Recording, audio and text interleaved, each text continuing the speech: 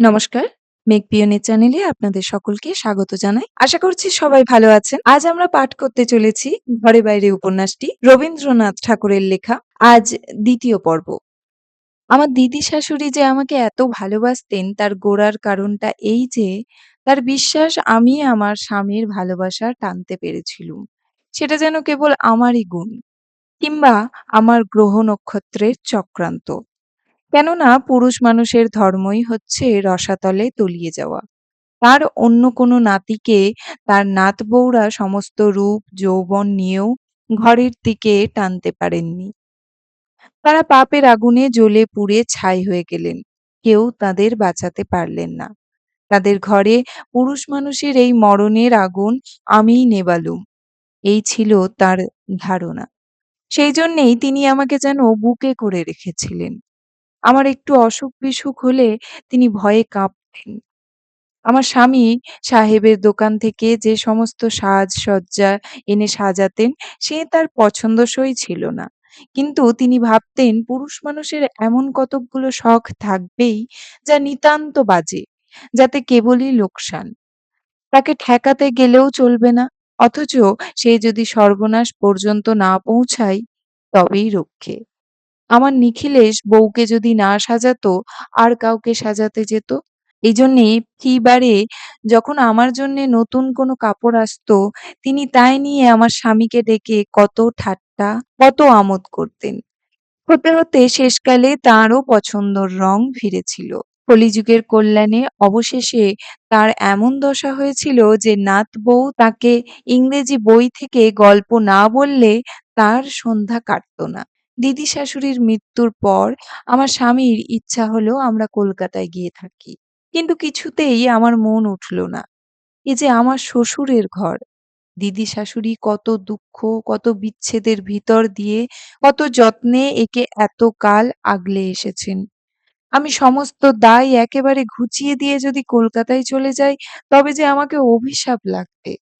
এই কথাই বারবার আমার মনে হতে লাগলো। দিদি শাশুড়ির শূন্য আসন আমার মুখের দিকে তাকিয়ে রইল। সেই সাধ্বী ৮ বছর বয়সে এই ঘরে এসেছেন। আর ৭৯ বছরে মারা গেছেন। তার সুখের জীবন ছিল না। ভাগ্য তার বুকে একটার পর একটা কত বানই হেনেছে। কিন্তু প্রত্যেক আঘাতেই তার জীবন থেকে অমৃত উছলে উঠেছে। এই বৃহৎ সংসার সেই চোখের জলে গলানো পুণ্যের ধারায় পবিত্র। এ ছেড়ে আমি কলকাতার জঞ্জালের মধ্যে গিয়ে কি করব? আমার স্বামী মনে করেছিলেন এই সুযোগে আমার ২ জায়ের উপর এখানকার সংসারের কর্তৃত্ব দিয়ে গেলে তাতে তাদের মনেও সান্ত্বনা হতো। আর আমাদের জীবনটা কলকাতায় একটু ডালপালা মেলবার জায়গা পেত। আমার ওইখানেই গোল বেঁধেছিল। ওরা যে এতদিন আমাকে হাড়ে হাড়ে জ্বালিয়েছেন, আমার স্বামীর ভালো ওরা কখনো দেখতে পারেননি। আজ কি তারই পুরস্কার পাবেন?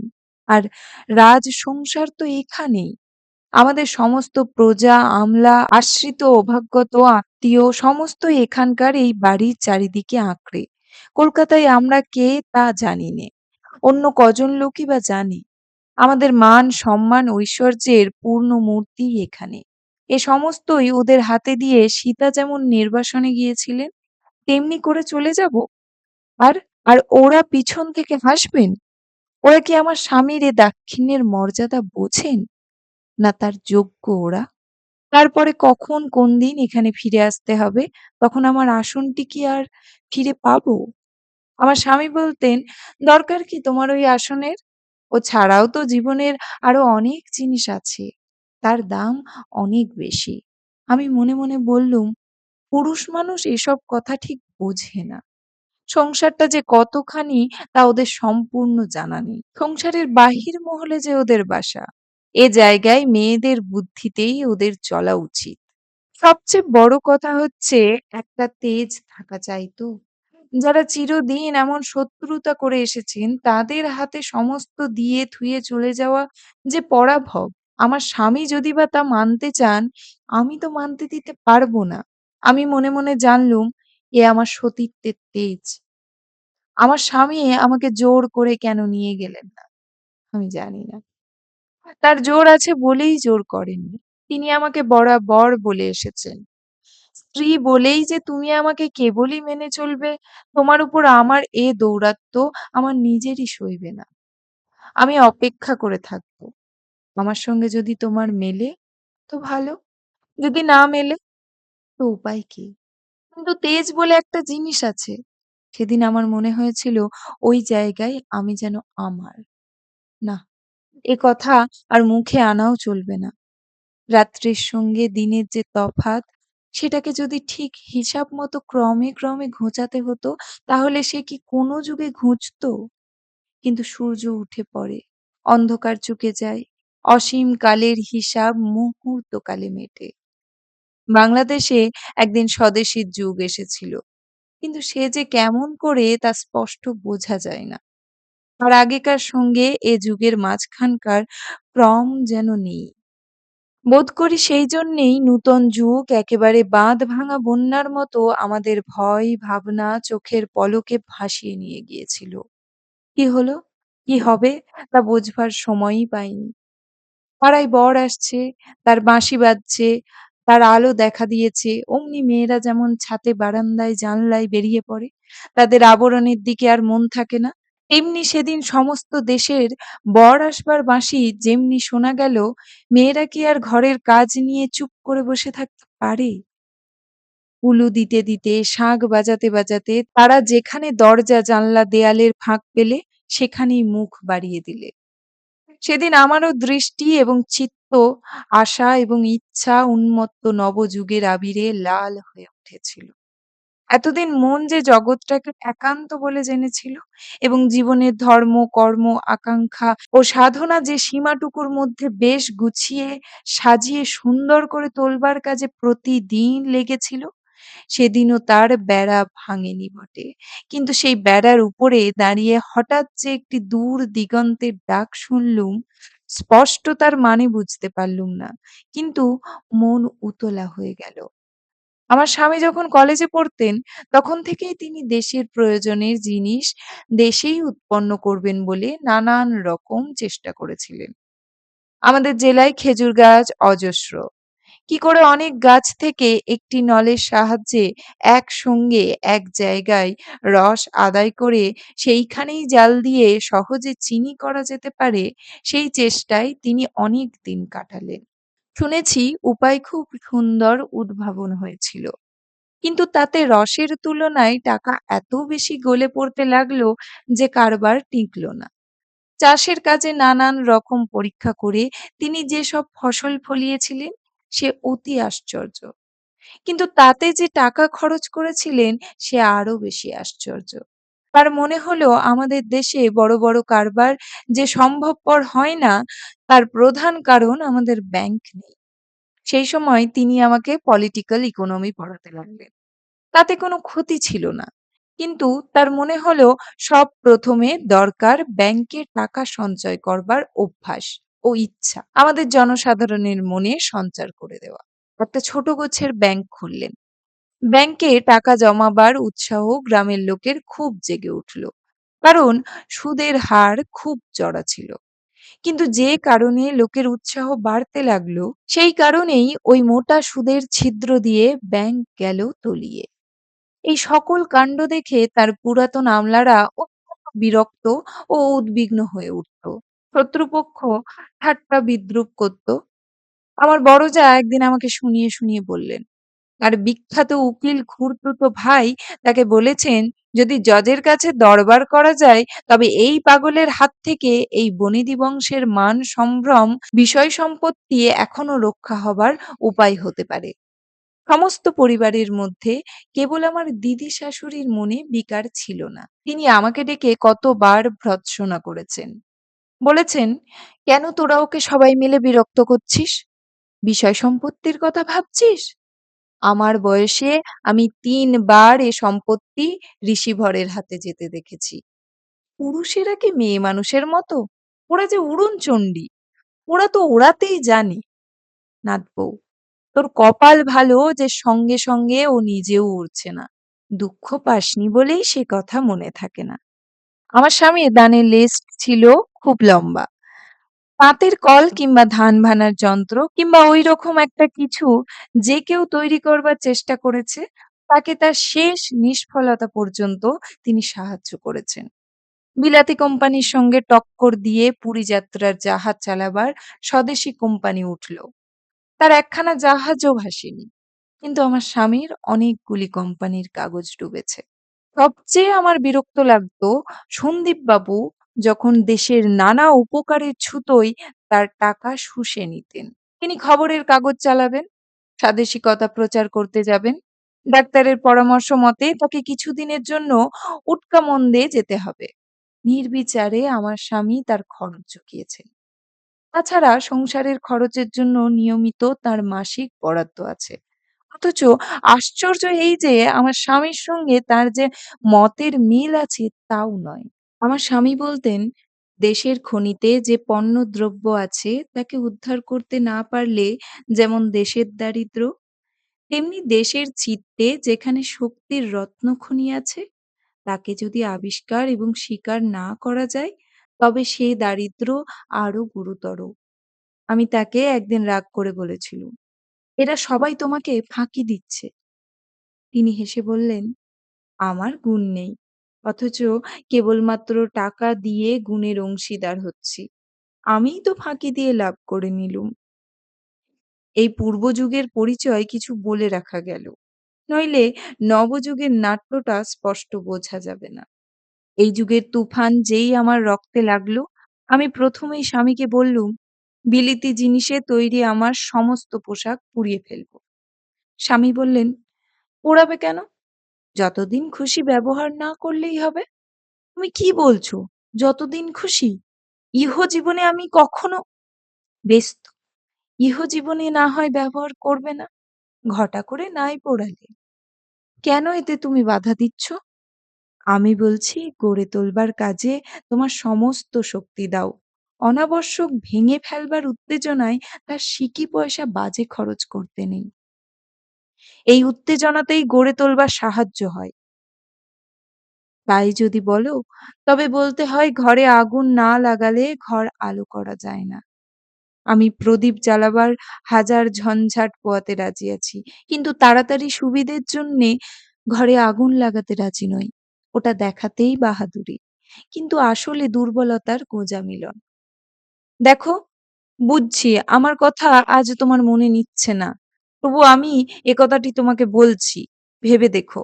মা যেমন নিজের গয়না দিয়ে তার প্রত্যেক মেয়েকে সাজিয়ে দেয়, আজ তেমনি এমন একটা দিন এসেছে যখন সমস্ত পৃথিবী প্রত্যেক দেশকে আপন গয়না দিয়ে সাজিয়ে দিচ্ছে।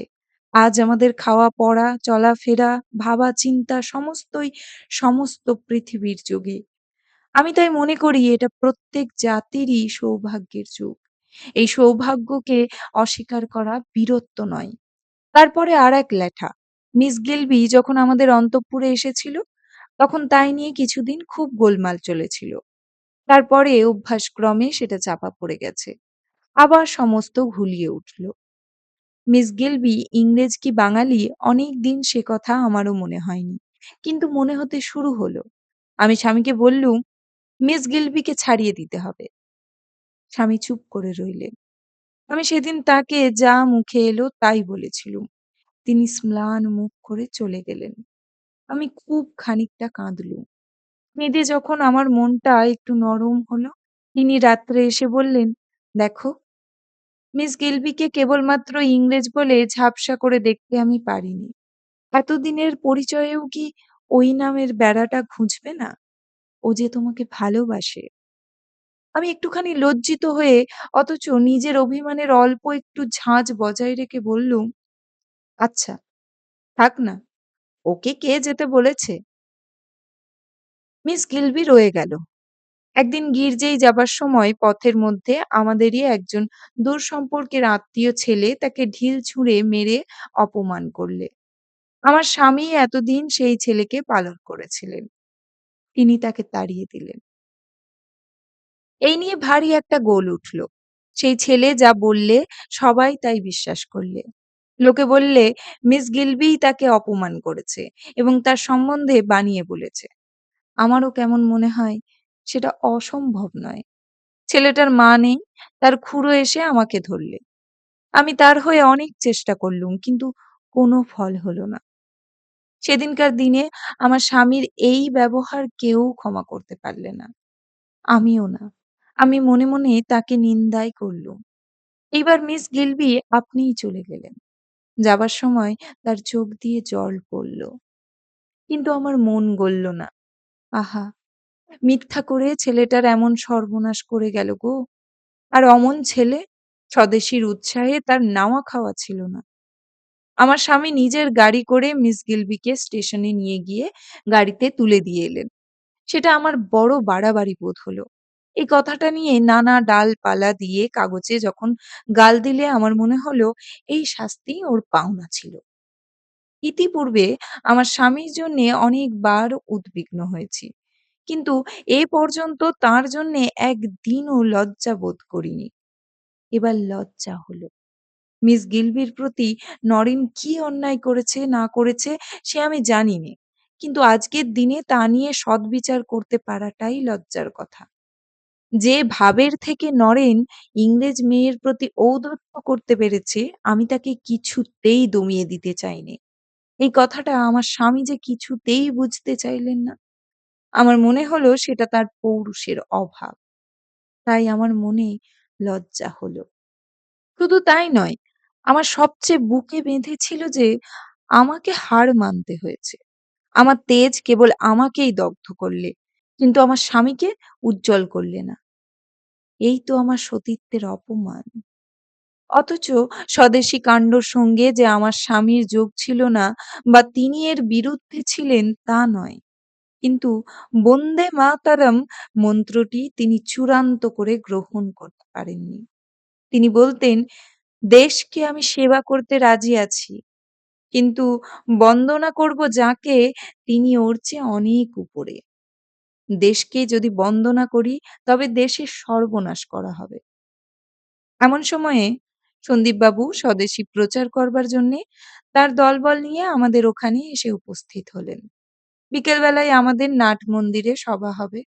আমরা মেয়েরা দালানের একদিকে চিক ফেলে বসে আছি। বন্দে মাতরম শব্দের সিংহনাদ ক্রমে ক্রমে কাছে আসছে। আমার বুকের ভিতরটা গুরু গুরু করে কেঁপে উঠছে। হঠাৎ পাগড়ি বাঁধা গেরুয়া পরা যুবক ও বালকের দল খালি পায়ে আমাদের প্রকাণ্ড আঙিনার মধ্যে। মরা নদীতে প্রথম বর্ষার গেরুয়া বন্যার ধারার মতো হুড়হুড় করে ঢুকে পড়ল। লোকে লোকে ভরে গেল। সেই ভিড়ের মধ্যে দিয়ে একটা বড় চৌকির উপর বসিয়ে ১০-১২ জন ছেলে সন্দীপবাবুকে কাঁধে করে নিয়ে এলো। বন্দে মাতরম, বন্দে মাতরম, বন্দে মাতরম। আকাশটা যেন ফেটে টুকরো টুকরো হয়ে ছিঁড়ে পড়বে মনে হলো। সন্দীপবাবুর ফটোগ্রাফ পূর্বেই দেখেছিলুম। তখন যে ঠিক ভালো লেগেছিল তা বলতে পারিনি। কুশ্রী দেখতে নয়, এমনকি রীতিমতো সুশ্রী। তবু জানি না কেন আমার মনে হয়েছিল উজ্জ্বলতা আছে বটে, কিন্তু চেহারাটা অনেকখানি খাদে মিশিয়ে গড়া। চোখে আর ঠোঁটে কি একটা আছে যেটা খাঁটি নয়। সেই জন্যেই আমার স্বামী যখন বিনা বাধায় তার সকল দাবি পূরণ করতেন, আমার ভালো লাগতো না। অপব্যয় আমি সইতে পারতুম। কিন্তু আমার কেবলই মনে হতো বন্ধু হয়ে এ লোকটা আমার স্বামীকে ঠকাচ্ছে। কেননা ভাবখানা তো তপস্বীর মতো নয়, গরিবের মতও নয়, দিব্যি বাবুর মতো। ভিতরে আরামের লোভ আছে। অথচ এরকম নানা কথা আমার মনে উদয় হয়েছিল। আজ সেই সব কথা মনে উঠছে। কিন্তু থাক। কিন্তু সেদিন সন্দীপবাবু যখন বক্তৃতা দিতে লাগলেন আর এই বৃহৎ সভার হৃদয় দুলে দুলে ফুলে ফুলে উঠে কুল ছাপিয়ে ভেসে যাবার জো হলো, তখন তার সে এক আশ্চর্য মূর্তি দেখলুম। বিশেষত একসময় সূর্য ক্রমে নেমে এসে ছাদের নিচে দিয়ে তার মুখের উপর যখন হঠাৎ রৌদ্র ছড়িয়ে দিলে, তখন মনে হলো তিনি যে অমর লোকের মানুষ। এই কথাটা দেবতা সেদিন সমস্ত নরনারীর সামনে প্রকাশ করে দিলেন। বক্তৃতার প্রথম থেকে শেষ পর্যন্ত প্রত্যেক কথায় যেন ঝড়ের দমকা হাওয়া। সাহসের অন্ত নেই। আমার চোখের সামনে যেটুকু চিকের আড়াল ছিল সে আমি সইতে পারছিলুম না। কখন নিজের অগোচরেই চিক খানিকটা সরিয়ে ফেলে মুখ বের করে তার মুখের দিকে চেয়েছিলুম আমার মনে পড়ে না। সমস্ত সভায় এমন একটি লোক ছিল না আমার মুখ দেখবার যার একটু অবকাশ ছিল। কেবল একসময় দেখলুম কালপুরুষের নক্ষত্রের মতো সন্দীপবাবুর উজ্জ্বল ২ চোখ আমার মুখের উপর এসে পড়ল। কিন্তু আমার হুঁশ ছিল না। আমি কি তখন রাজবাড়ির বউ? আমি তখন বাংলাদেশের সমস্ত নারীর একমাত্র প্রতিনিধি। আর তিনি তিনি বাংলাদেশের বীর। যেমন আকাশের সূর্যের আলো তার ওই ললাটের উপর পড়েছে, তেমনি দেশের নারীচিত্তের অভিষেক যে চাই, নইলে তার রণযাত্রার মাঙ্গল্য পূর্ণ হবে কি করে? আমি স্পষ্টই অনুভব করতে পারলুম। আমার মুখের দিকে চাওয়ার পর থেকে তার ভাষার আগুন আরো জ্বলে উঠল। ইন্দ্রের উচ্চৈঃশ্রবা তখন আর হ্রাস মানতে চাইল না। বজ্রের উপর বজ্রের গর্জন, বিদ্যুতের উপর বিদ্যুতের চমকানি। আমার মন বললে, আমারই চোখের শিখায় এই আগুন ধরিয়ে দিলে। আমরা কি কেবল লক্ষ্মী? আমরাই তো ভারতী। সেদিন একটা অপূর্ব আনন্দ এবং অহংকারের দীপ্তি নিয়ে বাড়ি ফিরে এলুম। ভিতরে একটা আগুনের ঝড়ের বেগ আমাকে এক মুহূর্তে এক কেন্দ্র থেকে আরেক কেন্দ্রে টেনে নিয়ে গেল। আমার ইচ্ছা করতে লাগলো গ্রীসের বীরাঙ্গনার মতো আমার চুল কেটে দিই ওই বীরের হাতের ধনুকের ছিলা করবার জন্য।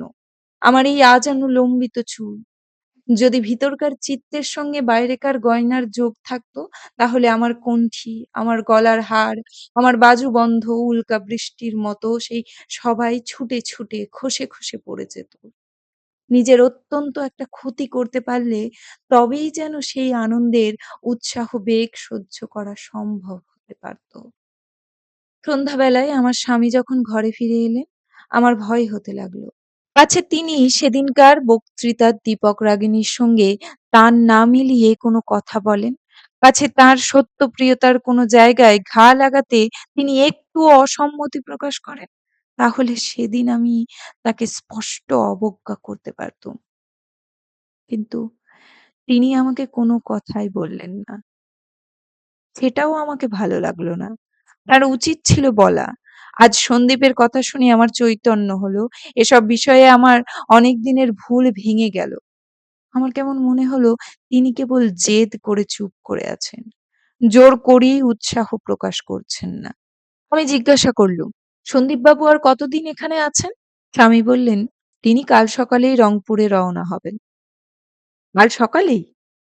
হ্যাঁ, সেখানে তার বক্তৃতার সময় স্থির হয়ে গেছে।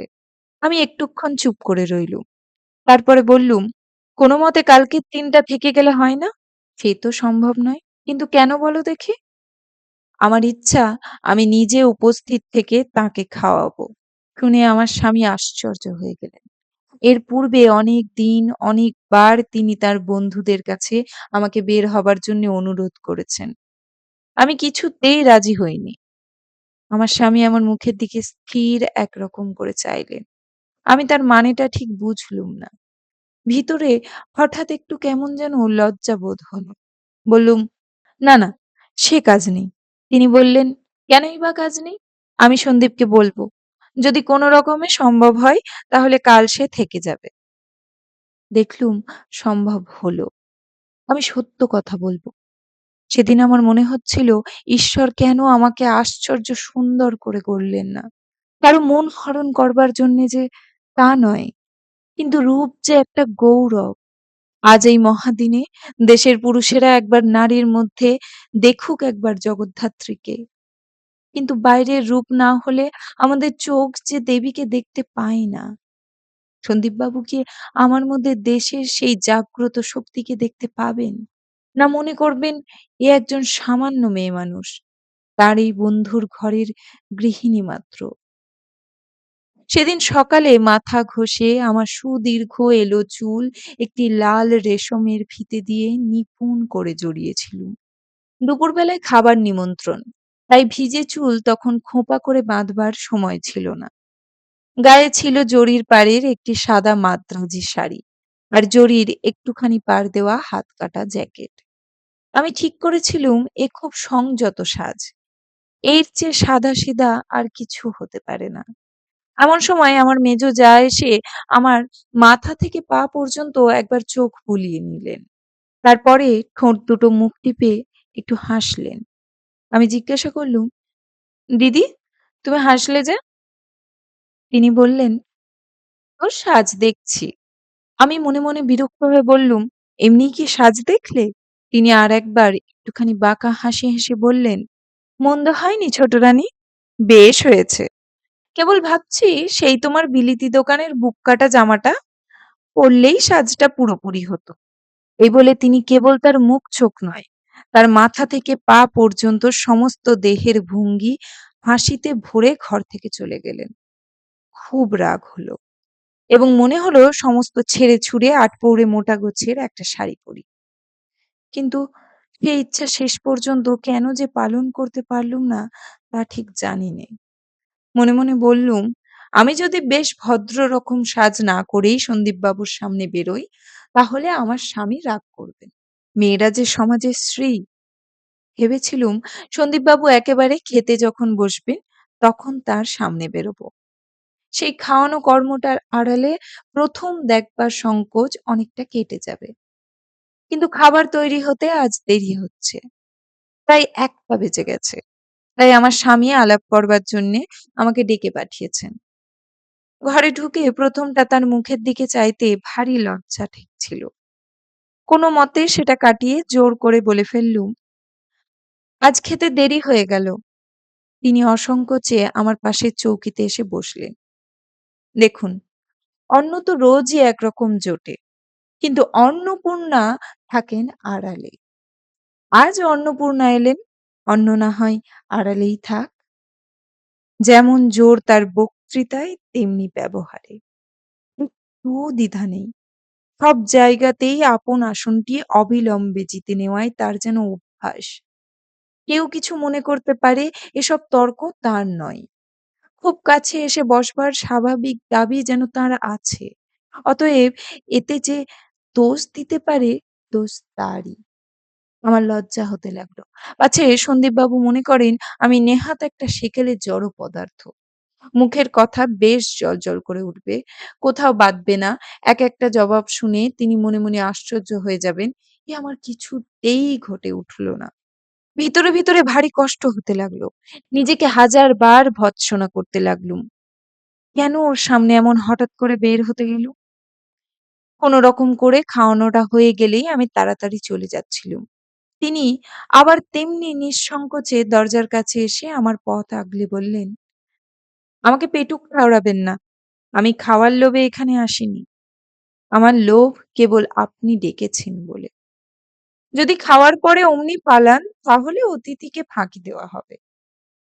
এমন সব কথা অত্যন্ত সহজে, অত্যন্ত জোরে না বললে ভারী বৎসর লাগতো। আমার স্বামী যে ওর পরম বন্ধু, আমি যে ওর ভাজের মতো। আমি যখন নিজের সঙ্গে লড়াই করে সন্দীপবাবুর প্রবল আত্মীয়তার সমোচ্চ ক্ষেত্রে উঠবার চেষ্টা করছি, আমার স্বামী আমার বিভ্রাট দেখে আমাকে বললেন, "আচ্ছা, তুমি তাহলে তোমার খাওয়া সেরে চলে এসো।" সন্দীপবাবু বললেন, "কিন্তু কথা দিয়ে যান, ফাঁকি দেবেন না।" আমি একটু হেসে বললুম, "আমি এখনই আসছি।" তিনি বললেন, "আপনাকে কেন বিশ্বাস করিনে তা বলি? আজ ৯ বছর হলো নিখিলেশের বিয়ে হয়েছে। এই ৯টি বছর আপনি আমাকে ফাঁকি দিয়ে এসেছেন। আবার ফের যদি ৯ বছর করেন, তাহলে আর দেখা হবে না।" আমিও আত্মীয়তা শুরু করে দিয়ে মৃদু কণ্ঠে বললুম, "কেন? তাহলেই বা দেখা হবে না কেন?"